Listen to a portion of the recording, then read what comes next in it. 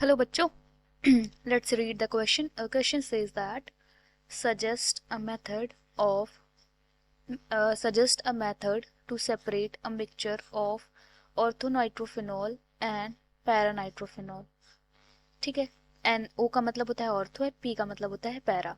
ठीक है. अगर हम सबसे पहले बात करते हैं की कॉन्सेप्ट की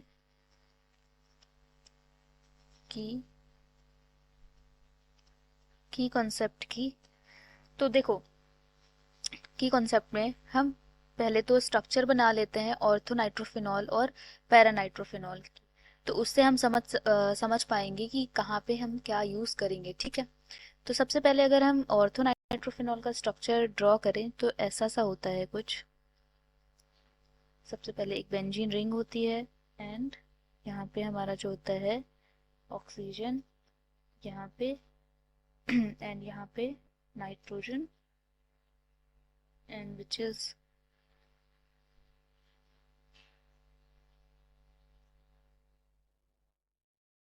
एंड यहाँ पे हम इसको कुछ इस तरह लिख सकते हैं. ठीक है. अब ये हमारा क्या हो गया, यहाँ ये हो गया हमारा ओ नाइट्रोफिनॉल. नाइट्रोफिनॉल. अब यहाँ पे हम स्ट्रक्चर ड्रॉ करते हैं पैरानाइट्रोफिनॉल की.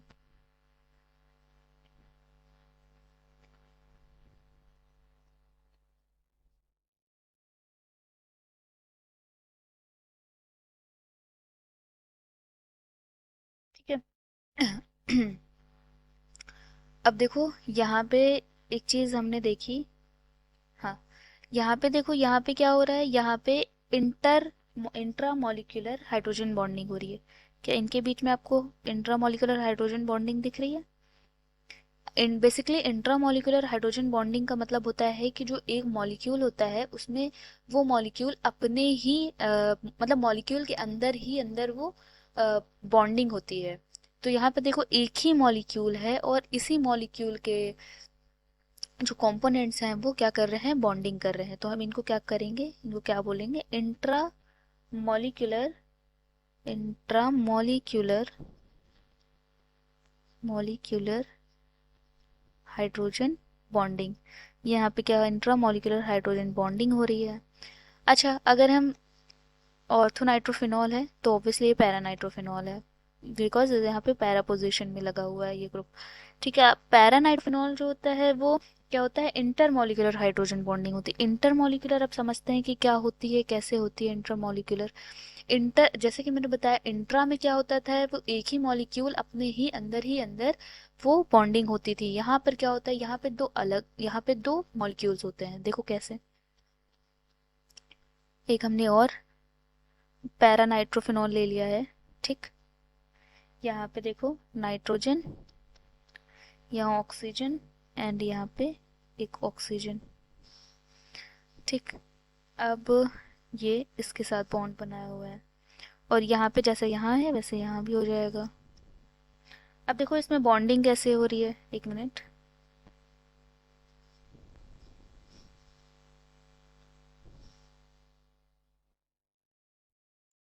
ऑक्सीजन एंड यहाँ पे हो जाएगा हमारा, ताकि बॉन्डिंग हो जाए. अब देखो यहाँ पे इसके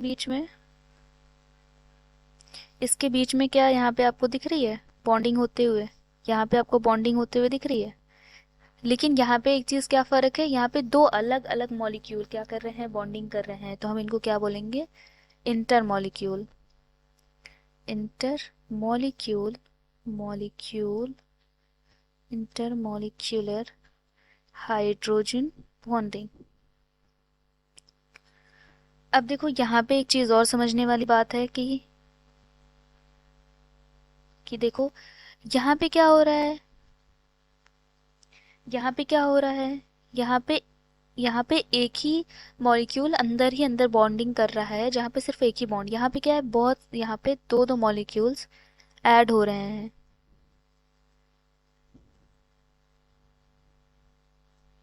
ठीक. तो यहाँ से इससे क्या हमें दूसरी पेन पहले हम लेते हैं.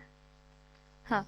अब यहाँ से हमें क्या देखने को मिल रहा है कि यहाँ पे देखो हाई एनर्जी है. यहाँ पे हाई एनर्जी है, यहाँ पे हाई एनर्जी है। हाई एनर्जी की वजह से इसका बॉइलिंग पॉइंट भी ज़्यादा होगा।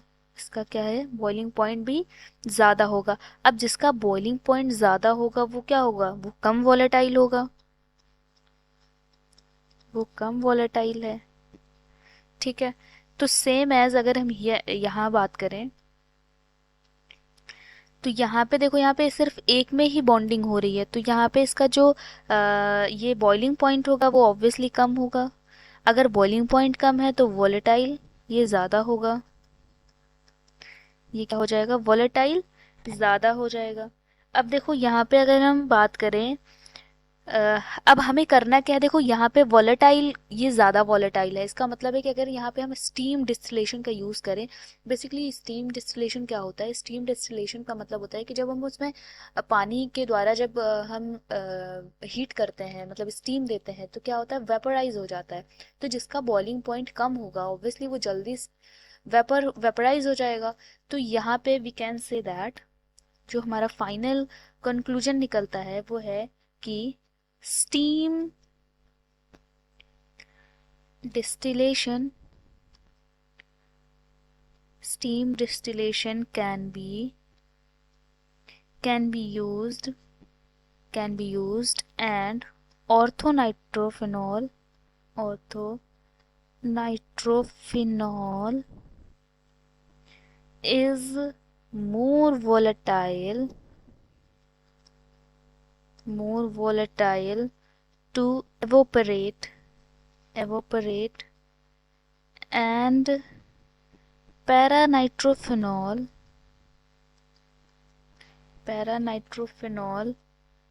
is is less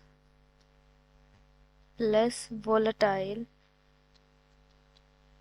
so remains in solution। तो हम इसको तो जो हमारा फाइनल है सजेस्ट अ मेथड, वो हमारा स्टीम डिस्टिलेशन, सॉरी,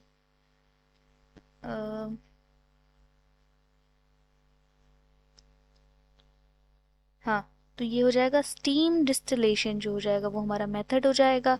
अब देखो स्टीम डिस्टिलेशन हम जब करेंगे तो बेसिकली होता क्या है कि जो जिसका बॉइलिंग पॉइंट कम होगा वो एवापोरेट हो जाएगा, और वो जाके हम जब वो एवापोरेट होगा तो वहाँ से हम जाके ऑर्थोनाइट्रोफिनॉल को सेपरेट कर लेंगे। और जो लेस वॉलेटाइल होगा, उसका जिसका बॉइलिंग पॉइंट ज़्यादा होगा, वो क्या रहेगा, सॉल्यूशन में ही रिमेन रहेगा, सॉल्यूशन में ही बचा रहेगा। जो सॉल्यूशन में कौन सा बचा रहेगा, जो पैरानाइट्रोफिनॉल, जिसका बॉइलिंग पॉइंट ज़्यादा होता है, इसलिए वो सॉल्यूशन में ही रहेगा। बाकी जो ऑर्थोनाइट्रोफिनॉल होगा वो एवोपरेट हो जाएगा, जिसको हम अलग सेपरेट कर लेंगे। तो इन दोनों स्टीम डिस्टिलेशन से हम दोनों को सेपरेट कर सकते हैं बहुत आसानी से। I hope you understand well. Best of luck.